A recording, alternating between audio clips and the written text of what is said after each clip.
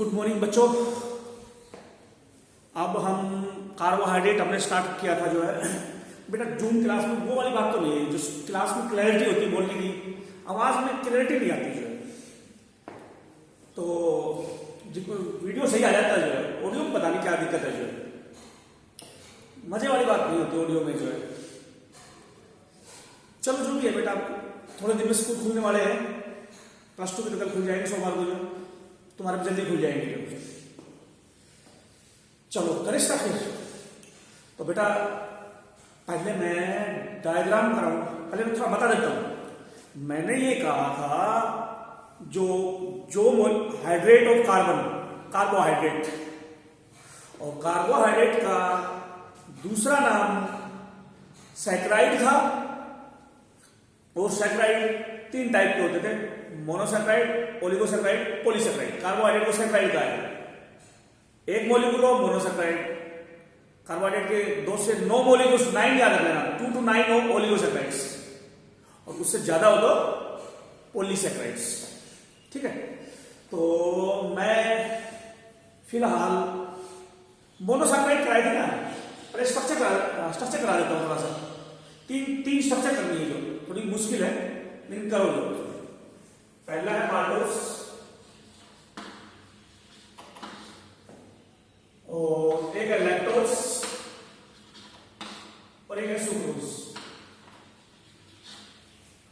Maltose, lactose और sucrose, इन तीनों की स्ट्रक्चर पढ़नी है ना आपको जो।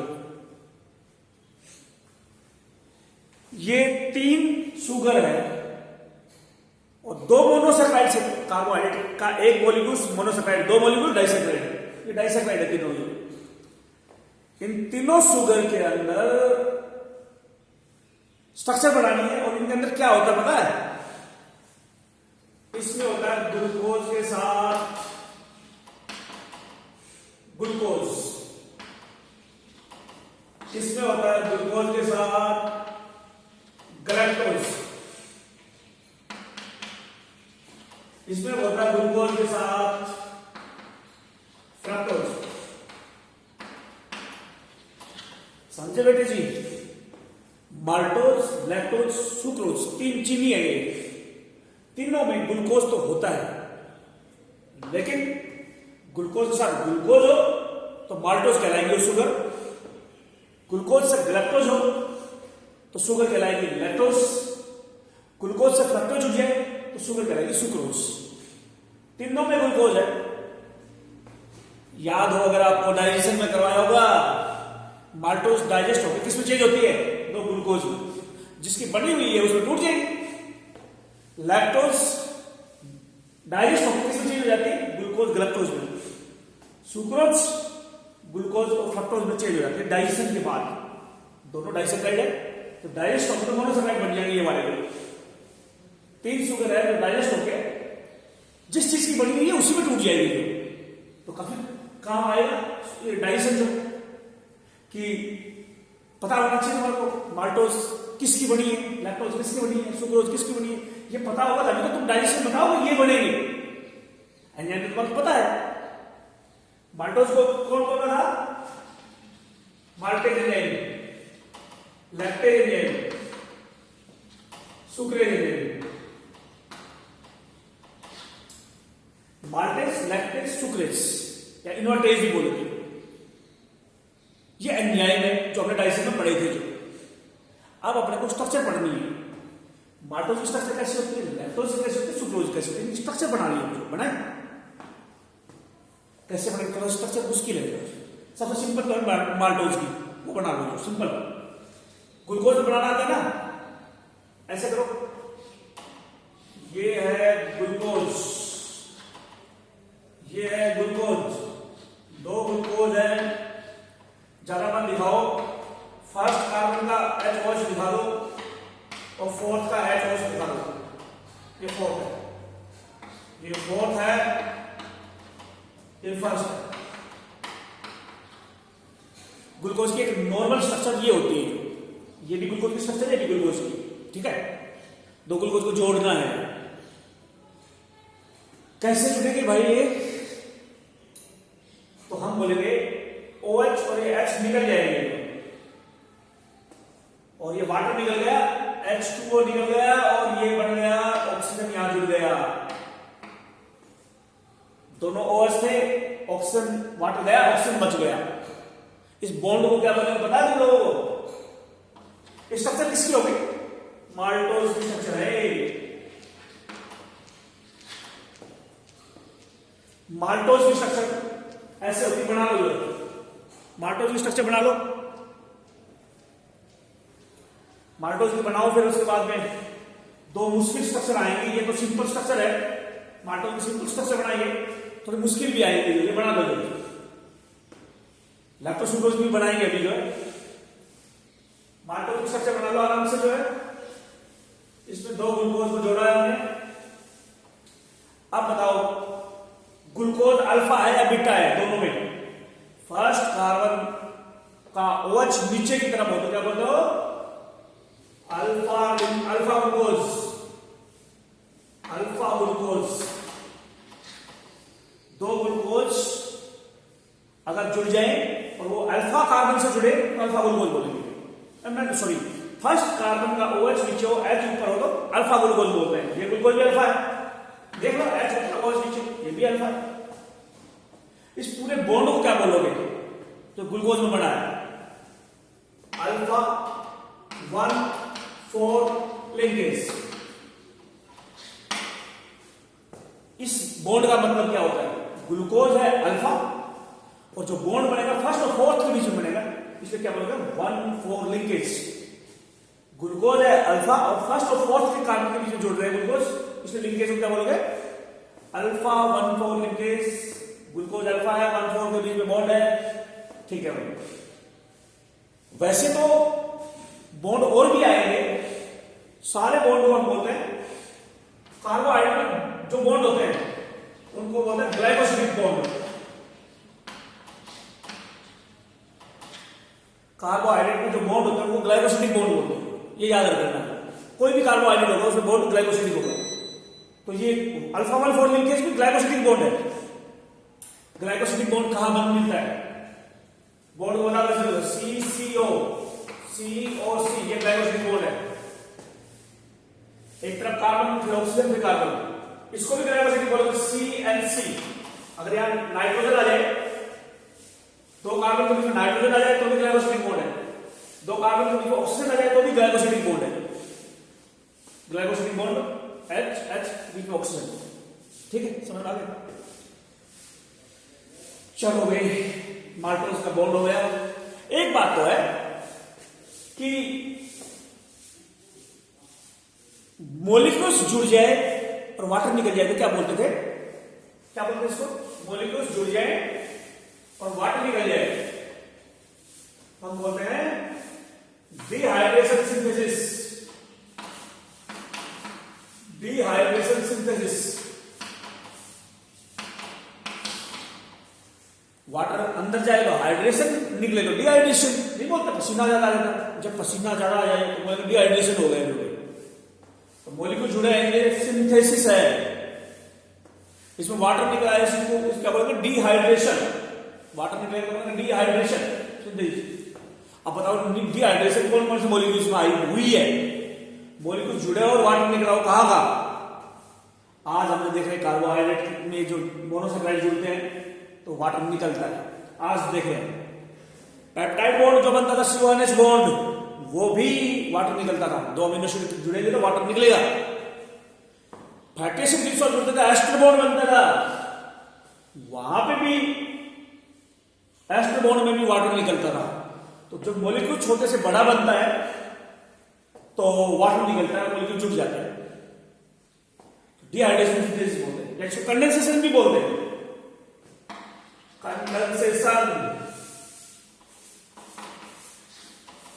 कंडेंसेशन भी बोलते हैं।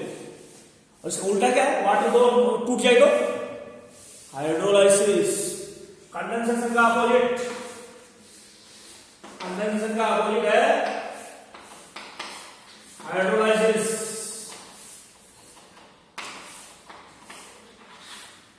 कंडेंसेशन का अपोजिट है हाइड्रोलाइसिस। अगर पानी निकलता है तो बोलो कंडेंसेशन, पानी लग जाए और मॉलिक्यूल टूट जाए तो हाइड्रोलाइसिस। हाइड्रोलाइसिस में पानी ऐड होता है, मॉलिक्यूल्स टूटता है। कंडेंसेशन में पानी निकलता है, कंडेंसेशन में मॉलिक्यूल कंडेंस होते हैं, नजदीक आते हैं, वाटर निकलता है। हाइड्रोलाइसिस में वाटर ऐड होता है, मॉलिक्यूल्स दूर दूर हो जाते हैं, टूट जाते हैं। कंडेंसेशन में मॉलिक्यूल्स जुड़ते हैं, हाइड्रोलाइसिस में टूटते हैं। हाइड्रोलाइसिस वर्ड बहुत सुनोगे। हाइड्रोलिस वाटर, लाइसिस में टूट जाना, पानी में टूट रहा है मॉलिक्यूल्स। चलो भाई, माल्टोज में तो ज्यादा दिक्कत नहीं है स्ट्रक्चर में, तो ग्लूकोज की स्ट्रक्चर सीख लो पहले, प्रैक्टिस करो ग्लूकोज की स्ट्रक्चर की प्रैक्टिस करके फिर ऐसे ग्लूकोज बनाओ, फिर जोड़ो। क्योंकि मैंने कहा था ये 6 कार्बन की जो रिंग है, 6 मेंबर रिंग है, ये जगह जगह काम आएगी। आज बहुत जगह बनाएंगे ये डायग्राम में, ठीक है। ये था माल्टोज। अब अगली शुगर पे आ रहा हूं मैं, जो अगली शुगर दोबारा आ रहा हूं शुगर में।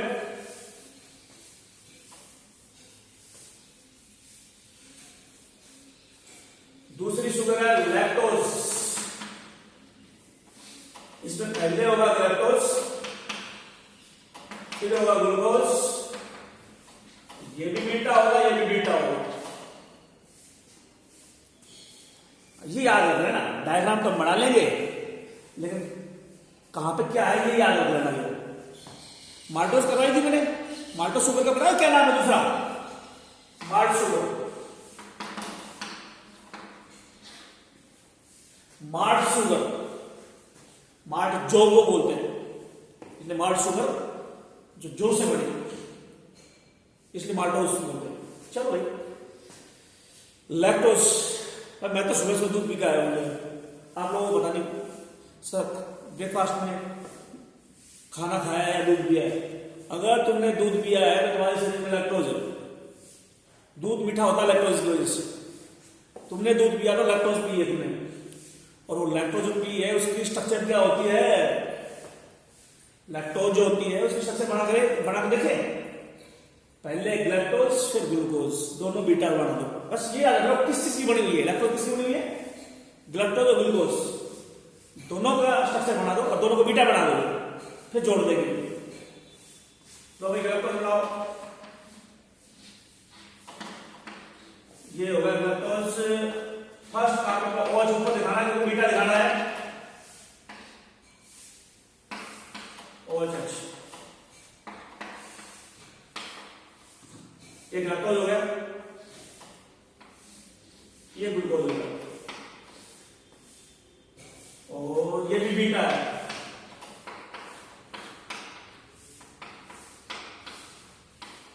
ये भी बीटा है।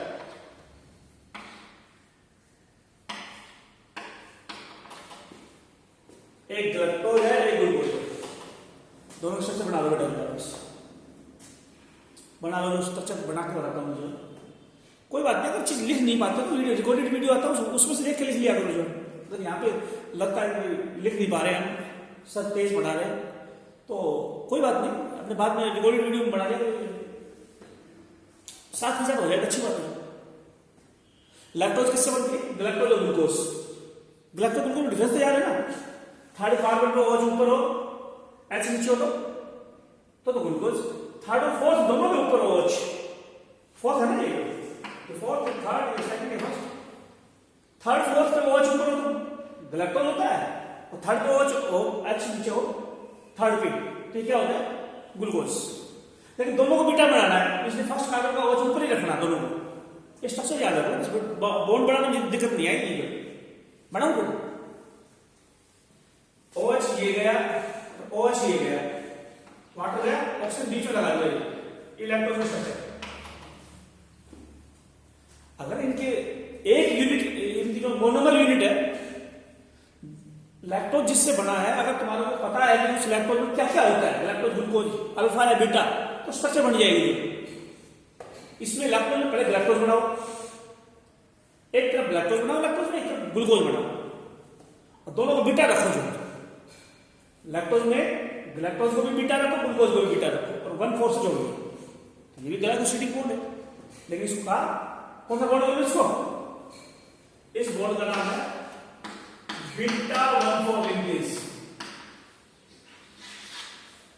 माल्टोज के ग्लूकोज जो थे वो अल्फा थे, वो नीचे था, इसलिए लिंकेज को कहा अल्फा 1,4। यहाँ पे बीटा गैलेक्टोज और ग्लूकोज दोनों बीटा है, तो बीटा लिंकेज है, बॉन्ड फर्स्ट और फोर्थ कार्बन के बीच में ये बीटा 1,4 लिंकेज। तो मैंने क्या बताया? मैंने बताया है माल्टोज के अंदर दो ग्लूकोज जुड़ते हैं, समझ गए? दोनों ग्लूकोज अल्फा होते हैं और जो बॉन्ड बनता है फर्स्ट फोर्थ कार्बन के बीच में बनता है, इसलिए क्या बोलोगे उस बॉन्ड को? अल्फा ग्लूकोज है, अल्फा 1,4 लिंकेज। यहां लैक्टोज में भी 1,4 लिंकेज है, लेकिन ग्लूकोज और लैक्टोज दोनों बीटा है, तो दोनों को बनाना है, पहले गैलेक्टोज बनाना फिर ग्लूकोज बनाना है, और फिर बीटा 1,4 लिंकेज से जोड़ देना। लैक्टोज भी होगी, लैक्टोज भी पड़ी है, माल्टोज भी पड़ी है। इनमें से ज्यादा मीठी कौन सी होती है? माल्टोज। लैक्टोज दूध बगैर चीनी का पी के देखो जी, बगैर चीनी का दूध पी के देखो तो मीठा तो लगेगा, लेकिन उससे ज्यादा मीठी माल्टोज है। इन तीनों में सबसे मीठी सुक्रोज होती है। सुक्रोज इन दोनों से मीठी है, लैक्टोज से भी माल्टोज से भी। सुक्रोज का रहेगा वो भाई मुश्किल है, उसमें ग्लूकोज और फ्रक्टोज दो जोड़ने हैं, फ्रक्टोज की स्ट्रक्चर मुश्किल है। सुक्रोज का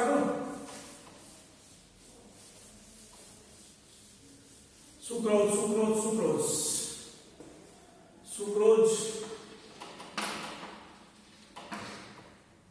एक होता है ग्लूकोज एसिड,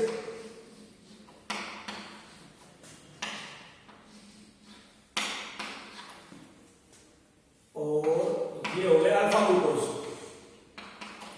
अरे भाई 6 मेंबर रिंग मत दिखा देना उसमें सुक्रोज और फ्रक्टोज की। कितने मेंबर रिंग बनाए थे मैंने? 5 member rings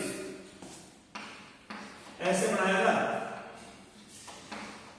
CH2OH OH HOH OH CH2OH,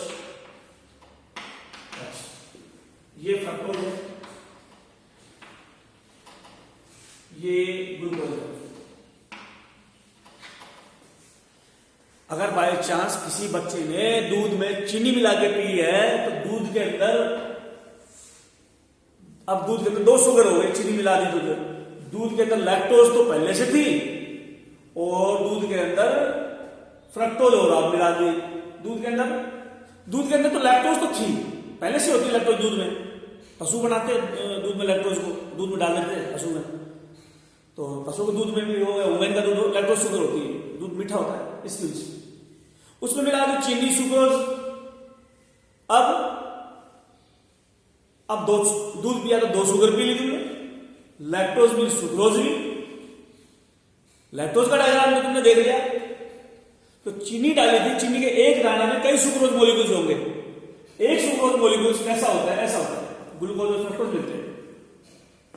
तो ग्लूकोज की स्ट्रक्चर तो मैंने खूब बनाई है, अब लैक्टोज में बनाई थी, फ्रक्टोज की स्ट्रक्चर मैंने बताई थी तुम्हारे, मुश्किल थी, मैंने कहा रट लेना कर लो इसको। अब इनको जोड़ना है, जोड़ने में ज्यादा दिक्कत नहीं है। काउंटिंग याद रखना, इधर से होगी 1st 2nd 3rd 4th 5 6, इसमें काउंटिंग उल्टी डायरेक्शन से होगी। बॉन्ड बनाए थे, बॉन्ड तो बनाना आता है ये तुम्हारे को। OH ये निकालो, H ये निकालो, ऑक्सीजन बीच में करता ये हो गया। ये बॉन्ड कौन सा बॉन्ड है? आप बताओ तुम कौन है बॉन्ड है तो ग्लाइकोसिडिक, कार्बन नंबर बताओ। अल्फा 1,2 लिंकेज,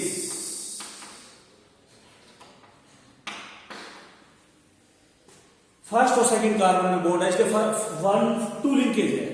उन पीछे जो दो पड़ी थी माल्टोज लैक्टोज, उनको 1,4 लिंकेज था, या 1,2 लिंकेज है, लेकिन माल्टोज की तरफ से ग्लूकोज अल्फा है, तो अल्फा 1,4 लिंकेज होता है। ये सुक्रोज के अंदर होता है। सुक्रोज पता है प्लांट में फूड जो ट्रांसपोर्ट होता है ग्लूकोज के रूप में होता है क्या? सुक्रोज के रूप में होता है। फूड जो होता है प्लांट के अंदर ट्रांसपोर्ट होता है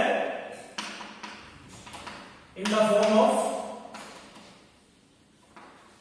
सुक्रोज।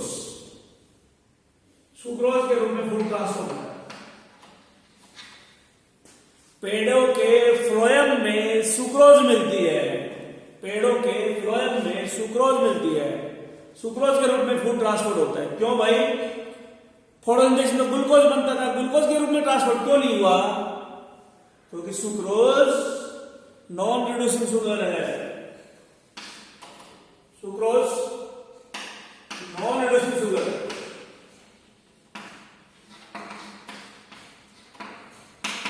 सारी शुगर रिड्यूसिंग होती है, लेकिन सुक्रोज एक्सेप्शन है, नॉन रिड्यूसिंग शुगर है। ठीक है, सुक्रोज नॉन रिड्यूसिंग शुगर है और सुक्रोज के रूप में फूड ट्रांसपोर्ट होता है। ठीक है, फ्लोएम में सुक्रोज मिलती है। कई जगह तो कई प्लांट ऐसे जिनमें सुक्रोज बहुत ज्यादा होती है। किसमें? शुगर केन में, शुगर बीट में। शुगर केन यानी गन्ना, शुगर बीट, इनका नाम ही शुगर है, इसमें इतनी ज्यादा, इसलिए इनका नाम ही ये रख दिया गया, sugar cane, sugar beet. Sugar cane यानी गन्ना, शुगर बीट चुकंदर, दोनों के अंदर सुक्रोज बहुत ज्यादा होती है। इसीलिए तो सुक्रोज को केन शुगर बोलते हैं, शुगर केन में मिलती है, इसको बोलते हैं केन शुगर। ठीक है, यानी गन्ने के अंदर इतनी सुक्रोज होती है, तुम गन्ने का जूस पीते हो जो, तो क्या पी रहे हो? चीनी पी रहे हो, गन्ने का जूस पी रहे हो। तो बोलो जी, जिन लोगों को कमजोरी की दिक्कत होती है, कमजोर होते हैं, वो गन्ने का जूस पिएंगे तो क्या हो जाएगा? सुक्रोज ही सुक्रोज मिल जाएगी, ग्लूकोज का लेवल बढ़ जाएगा। चाहे गन्ने का जूस पी लो, चाहे इंजेक्शन से ग्लूकोज लगवा लो, एक ही बात है। अगर ग्लूकोज इंजेक्शन में लगाओगे तो भी एनर्जी मिलेगी, और सुक्रोज का गन्ने का जूस पियोगे जिसमें सुक्रोज है तो भी सुक्रोज मिलेगी, और डाइजेस्ट होकर ग्लूकोज फ्रक्टोज में चेंज हो जाएगी। ठीक है, सुक्रोज ग्लूकोज फ्रक्टोज की बनी हुई है, इसमें टूट जाएगी। और कोई खास बात सुक्रोज की भाई? सुक्रोज शुगर केन में स्टोर्ड फूड भी है। नॉर्मली स्टार्च होता है फूड के रूप में स्टोर, लेकिन गन्ने में सुक्रोज स्टोर होती है। ठीक है, तो माल्टोज, इसको इन्वर्ट शुगर भी बोलते हैं ना। सुक्रोज को क्या बोलो? Invert sugar. इसीलिए तो सुक्रेज एंजाइम का नाम दूसरा इन्वर्टेज है। इन्वर्ट शुगर को तोड़ो तो इन्वर्टेज, सुक्रोज को तोड़ने वाला एंजाइम का नाम क्या है? सुक्रेज या इन्वर्टेज। जो एंजाइम सुक्रोज को तोड़े वो सुक्रेज है, सुक्रोज को तुमने इन्वर्ट शुगर का, तो एंजाइम का नाम इन्वर्टेज भी है। ठीक है, चलो मान लिया सुक्रोज शुगर फ्री, लगभग सारी शुगर रिड्यूसिंग होती है, ग्लूकोज हो, फ्रक्टोज हो, लेकिन सुक्रोज नॉन रिड्यूसिंग है। चलो, माल्टोज हो गई, लैक्टोज हो गई, सुक्रोज हो गई। मैं अब थोड़ा सा आऊंगा थ्योरी के ऊपर, थोड़ी थ्योरी बताऊंगा।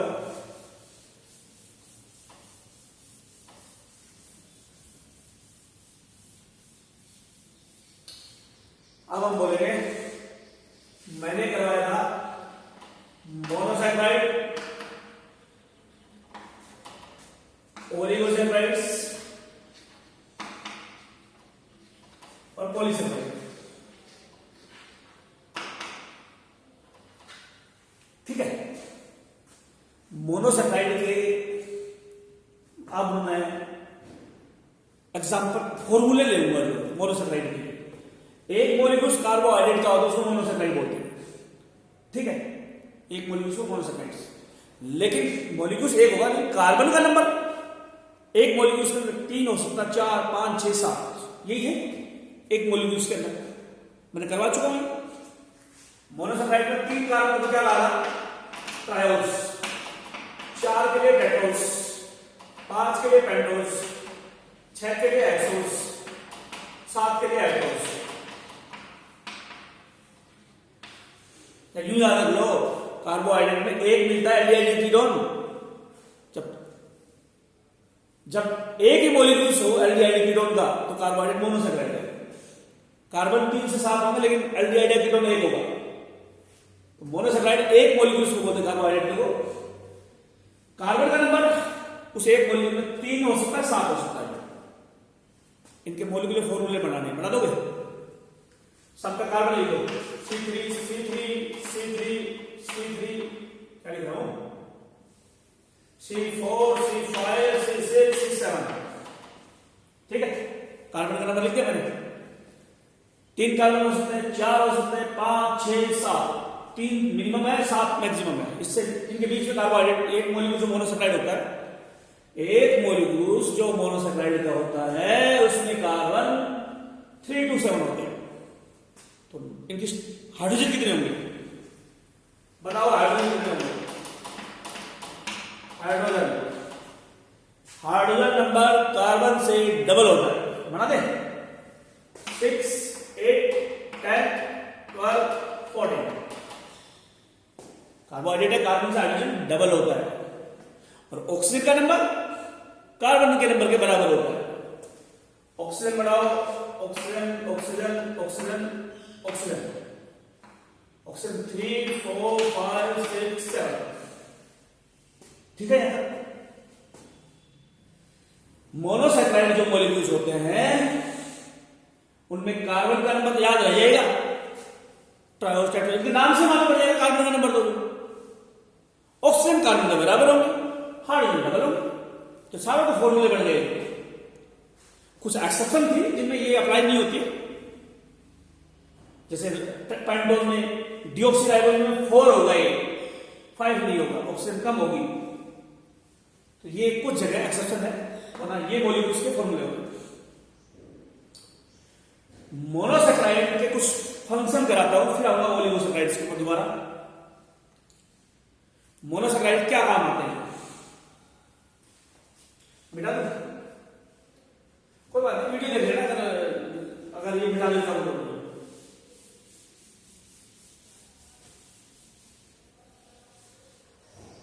ठीक है, अब क्या कराना बताओ मेरे को। अब मैं कराऊंगा कुछ फंक्शन कराता हूं मोनोसेक्राइड से। मोनोसेक्राइड एनर्जी देते हैं,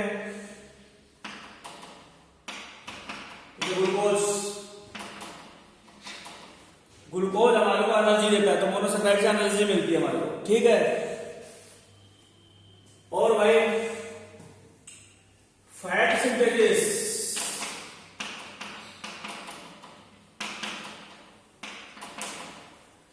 मोनोसेक्राइड से एनर्जी मिलती है। मैं बोल रहा हूं ना, एनर्जी ग्लूकोज से आ रही है मेरे पास, ग्लूकोज ब्रेकडाउन हो रहा है मेरी बॉडी में, तब एटीपी बन रहा है, और उस एटीपी से बोल रहा हूं जो। तो एनर्जी जो आती है मोनोसेक्राइड्स में वो किससे आती है? ग्लूकोज से एनर्जी आती है, ठीक है भाई। फैट भी बनती है ग्लूकोज से, हमने तो सुना था कि फैट से ग्लूकोज बनता है, ग्लूकोज से फैट भी बनती है। तो ये मत सोचना ये चीनी कोई मोटा आदमी है बोला मैं फैट खाऊंगा ही नहीं, कोई मोटा आदमी बोला मैं फैट नहीं खाऊंगा, क्या खाऊंगा? मीठी चीजें खाऊंगा, बर्फी खाऊंगा, लड्डू खाऊंगा, गुलाब जामुन खाऊंगा, मीठी मीठी चीज खाऊंगा मैं। कोई अगर बोलेगा तो भाई मीठी चीज खाएगा तो फैट बढ़ जाएगी उससे। मीठी चीज में कार्बोहाइड्रेट है, और कार्बोहाइड्रेट फैट में चेंज हो जाएगी, उसका मोटापा ठीक ना होना, मोटा ही रहेगा वो। अगर कोई कार्बोहाइड्रेट ज्यादा खा रहा है तो फैट बढ़ जाती है उससे। तो खाना बैलेंस होना चाहिए, कार्बोहाइड्रेट फैट प्रोटीन बैलेंस में होना चाहिए। चलो भाई, फैट भी बनती है इससे। प्लांट के अंदर 2 चीजें हैं जो कार्बोहाइड्रेट मोनोसेक्राइड से बनती है,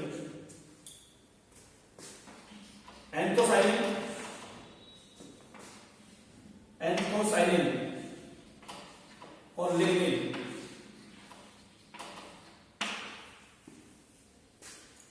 ये 2 मॉलिक्यूल्स है, एंथोसाइनिन और लिग्निन।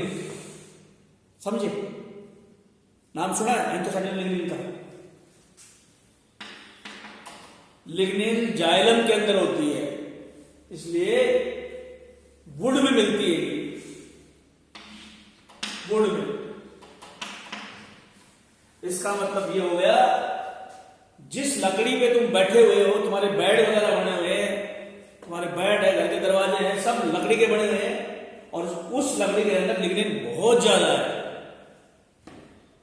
लिग्निन वुड के अंदर होता है, लिग्निफिकेशन हो जाता है जाइलम के अंदर। लकड़ी का मतलब जाइलम, लकड़ी का मतलब जाइलम, और जाइलम में लकड़ी का मतलब जाइलम है, और जाइलम में क्या होता है? लिग्निन होती है जाइलम में तो बहुत ज्यादा। तो लकड़ी में लिग्निन बहुत होता है। पता है ये कार्बोहाइड्रेट से बनाया है प्लांट ने। कौन से कार्बोहाइड्रेट से बनाया है लिग्निन को? Erythrose sugar, erythrose sugar. ये जो लकड़ी बनती है किस शुगर से बनती है? 4 कार्बन की शुगर थी एरिथ्रोज, उससे बनती है लिग्निन लकड़ी। तो मुझे लकड़ी में सेलुलोज होता है, सेलुलोज भी होता है, लिग्निन भी होता है वुड के अंदर। हाँ, तुम्हारे को बोले कागज में होता है क्या? ये जो है लिग्निन कागज में होता है ना, उसमें सेलुलोज होता है, कागज लकड़ी से बनता है, लेकिन लिग्निन हटा देते हैं। जब वुड होती है, जब लकड़ी होती है, उससे कागज बनता है तो लिग्निन हटा दिया जाता है। नॉर्मली लिग्निन होता है कागज के अंदर, लिग्निन नहीं होता, सेलुलोज सेलुलोज मिलता है, क्योंकि लिग्निन हटा दिया जाता है। वुड के अंदर दोनों सेलुलोज लिग्निन दोनों है। और ये लिग्निन किससे बनता है? एरिथ्रोज शुगर से बनता है। अच्छा, एंथोसाइनिन, गुलाब के फूल का रंग एंथोसाइनिन की वजह से होता है। एंथोसाइनिन, रोज कलर, रोज या गुलाब जो है उसके पेटल का रंग, उस फूल का रंग एंथोसाइनिन की वजह से होता है, और ये वैक्यूल में मिलता है।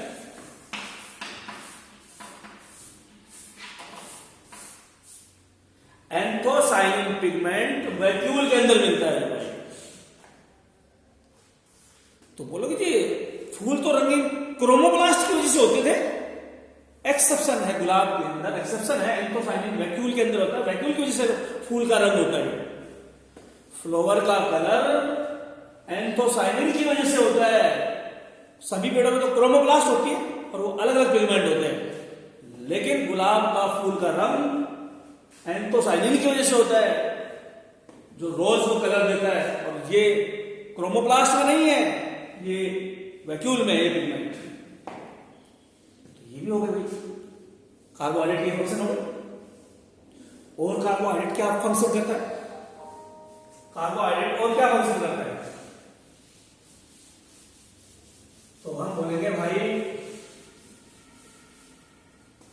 कार्बोहाइड्रेट की अगर मैं बात करूं तो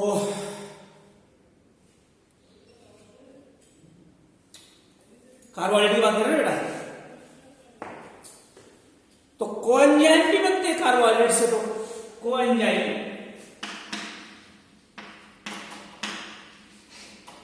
बेटा मैंने एंजाइम का टॉपिक अभी नहीं करवाया, एंजाइम बाद में आएगा। अभी तो न्यूक्लियोटाइड और डीएनए आना हुए हैं, न्यूक्लियोटाइड भी करना है, डीएनए आरएनए भी करने हैं, और एंजाइम भी भरा पड़ा। बहुत लंबा सिलेबस है यार बायोलॉजी का, बहुत लंबा चैप्टर है। को एंजाइम ये वो केमिकल होते हैं जो एंजाइम की फंक्शनिंग के लिए जरूरी होते हैं। को मतलब साथी, एंजाइम का साथी है कोएंजाइम। कोएंजाइम का साथी है, एंजाइम का साथी है कोएंजाइम। कोएंजाइम क्या करता है? एंजाइम का साथी है कोएंजाइम। कोएंजाइम के अंदर शुगर होती है। कोएंजाइम के नाम बता रहा हूं जिनके अंदर शुगर होती है। NAD, NADP, FAD, ये कोएंजाइम है। रेस्पिरेशन के एंजाइम को एक्टिवेट करते हैं। ये कोएंजाइम्स रेस्पिरेशन के एंजाइम को एक्टिवेट करते हैं। इनका पूरा नाम बताओ क्या है? रटना पड़ेगा नाम भाई। स्ट्रक्चर तो मैं बाद में कराऊंगा जब न्यूक्लियोटाइड कराऊंगा तो इनकी स्ट्रक्चर, लेकिन यहां पे लेना पड़ेगा। एनएडी का पूरा नाम बताओ। बहुत मुश्किल नाम है। निकोटिनामाइड, एडेनिन डाइन्यूक्लियोटाइड्स, ये एनएडी हो गया। एनएडी का पूरा नाम निकोटिनामाइड, एडेनिन और डाइन्यूक्लियोटाइड फॉस्फेट।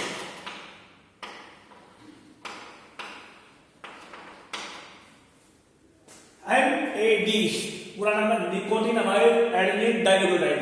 एनएडी में उसी नाम के आगे सिर्फ फोस्फेट फोस्फेट लगा दो बस। NAD में तो ऊपर का है, इसमें फोस्फेट लगा होगा तो बनेगा NADP। FAD पूरा नाम है फ्लेविन एडेनिन डाइन्यूक्लियोटाइड्स। इन सब के अंदर राइबोज शुगर होती है, कार्बोहाइड्रेट मिलता है, पेक्टो शुगर मिलती है। बोलिए नाम इतनी मुश्किल मुश्किल कोई तरीका याद करने का, तो बताओ भाई। डाइजेशन के टॉपिक मैंने न्यूक्लियोटाइड बताया था, अगर याद हो तो। शुगर फॉस्फेट बेस से बने उसको न्यूक्लियोटाइड बोलते हैं। न्यूक्लियोटाइड याद रखने का, न्यूक्लियोटाइड से DNA RNA बनते हैं। इन तीनों के अंदर दो न्यूक्लियोटाइड है, इसलिए इनका नाम क्या है, डाइन्यूक्लियोटाइड। दो न्यूक्लियोटाइड है तीनों में, ठीक है। और तीनों में इसमें तो B2 विटामिन है, राइबोफ्लेविन है, राइबोफ्लेविन विटामिन है इसमें नायासिन या निकोटिन अमाइड विटामिन है। तो विटामिन से भी, विटामिन भी कोएंजाइम में मिलती है, शुगर भी कोएंजाइम में मिलती है। कोएंजाइम एंजाइम को एक्टिवेट करता है, कोएंजाइम जरूरी है एंजाइम के लिए, और कोएंजाइम विटामिन का बना हुआ, तो विटामिन भी एंजाइम को एक्टिवेट करती है। विटामिन से बनेगा कोएंजाइम, शुगर से बनेगा कोएंजाइम, और वो कोएंजाइम एंजाइम को एक्टिवेट करेगा। और मोस्टली वो रेस्पिरेटरी एंजाइम है। मोस्टली विटामिन कौन सी होती है जो कोएंजाइम के रूप में काम करती है, हम बोलेंगे रेस्पिरेशन विटामिन। लगभग बी कम्प्लेक्स, बी वाली विटामिन होती है जो कोएंजाइम होती है, B1 B2 B3 ऐसे जो ये विटामिन है जो कोएंजाइम बन जाती है। अरे भाई तुम्हारे शरीर में मेरे शरीर में रिएक्शन तो चल रही है ना। क्या होता है लिविंग चीज, मतलब रिएक्शन ही है और बॉडी के अंदर कुछ नहीं है, रिएक्शन हो रही है जो। और रिएक्शन एंजाइम से कंट्रोल होती है। बॉडी में रिएक्शन चल रही है और वो एंजाइम से कंट्रोल होती है। एंजाइम ना हो तो रिएक्शन ना हो, मर जाएंगे हम। बॉडी में रिएक्शन होती है, एंजाइम से कंट्रोल होती है। और एंजाइम जो होते हैं, एंजाइम में कोएंजाइम और शुगर दोनों होती है। इसमें एंजाइम को एक्टिवेट करता है कोएंजाइम, और कोएंजाइम बना हुआ शुगर विटामिन का। देखो ये विटामिन नहीं है और शुगर भी है इनके अंदर भी। चलो भाई ये भी है। और कोएंजाइम भी हो गए,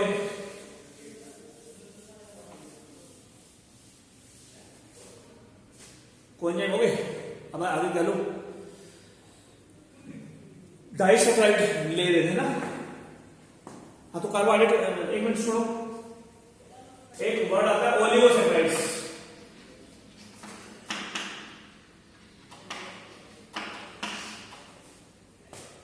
मैंने बताया कार्बोहाइड्रेट का एक मॉलिक्यूल्स है तो मोनोसैकराइड है, और 2 to 9 मॉलिक्यूल्स है। कई जगह 2 to 6 लिखा, कई जगह 2 to 8 लिखा। ट्रू मैंने कल देखा था उसमें 2 to 9 लिख रखा है। 2 to 9 मोनोसैकराइड्स।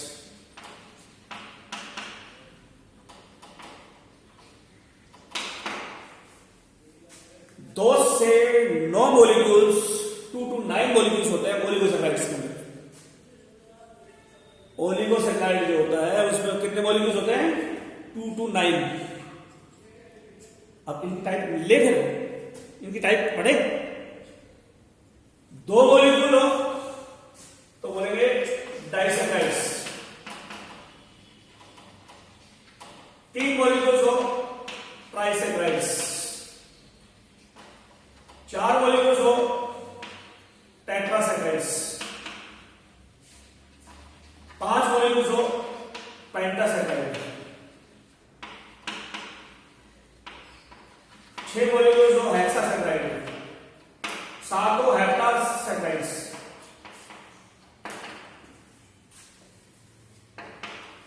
समझे यहां तक?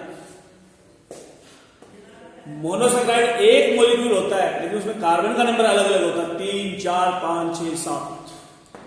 ठीक है, वो मोनोसैकराइड था, उसको आगे बांटा था कार्बन कितने हैं, ट्रायोज टेट्रोज पेंटोज ऐसे जो। ये ओलिगोसैकराइड है, ये कार्बन से नहीं बना, मोनोसैकराइड की यूनिट से बना है। दो मोनोसैकराइड जुड़ेगी तो बनेगा डाइसैकराइड, 3 मोनोसैकराइड जुड़ेंगे तो बनेगा ट्राइसैकराइड, 4 मोनोसैकराइड जुड़ेंगे तो बनेगा टेट्रासैकराइड। 5 मोनोसेकेराइड जुड़ेंगे तो बनेंगे पेंटासेकेराइड, 6 मोनोसेकेराइड जुड़ेंगे तो बनेंगे हेक्सासेकेराइड, तो 7 जुड़ेंगे तो हेक्टा। ये तो याद होगा ना, ये डाई ट्राई टेट्रा केमिस्ट्री में बहुत आते हैं, याद होगा। डाई का मतलब 2, ट्राई 3, टेट्रा 4, पेंटा हेक्सा हेक्टा, ये याद रखना है। इसमें